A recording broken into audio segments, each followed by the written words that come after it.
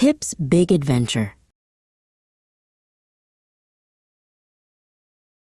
In a cozy corner of the farm, under the warm sun, lived a fluffy little chick named Pip. He loved his mama hen more than anything. "Stay close to me, my little one," she would cluck softly, her voice like a gentle song. One morning, a beautiful butterfly with wings like blue jewels danced past Pip. He had never seen such a wonderful thing. Forgetting all about staying close, Pip scampered after it. "Wait for me," he chirped with glee. The butterfly led Pip through a field of tall daisies. He hopped and skipped, trying to catch the fluttery creature, until it flew high, high up into the sky and vanished from sight. Suddenly, Pip felt very alone. The world was quiet. He couldn't hear his mother's soft clucking. "Mama?" he peeped, his voice small. "Mama, where are you?"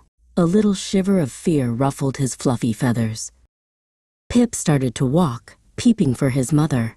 He saw a big, gentle cow with kind eyes. "Excuse me, Mrs. Cow," he chirped bravely. "Have you seen my mama? She has the softest brown feathers." The cow shook her head slowly.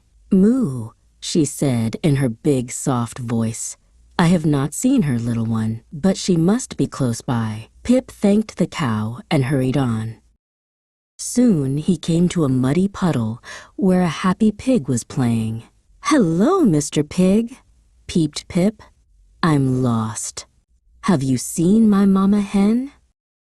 The pig oinked a friendly oink. "I haven't seen her, but I did hear some clucking over by the big red barn."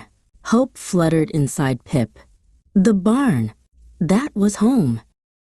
Pip ran as fast as his little legs could go. A familiar cluck, cluck, cluck grew louder and louder. It was his mother's song. He saw her near the barn door, looking worriedly from side to side.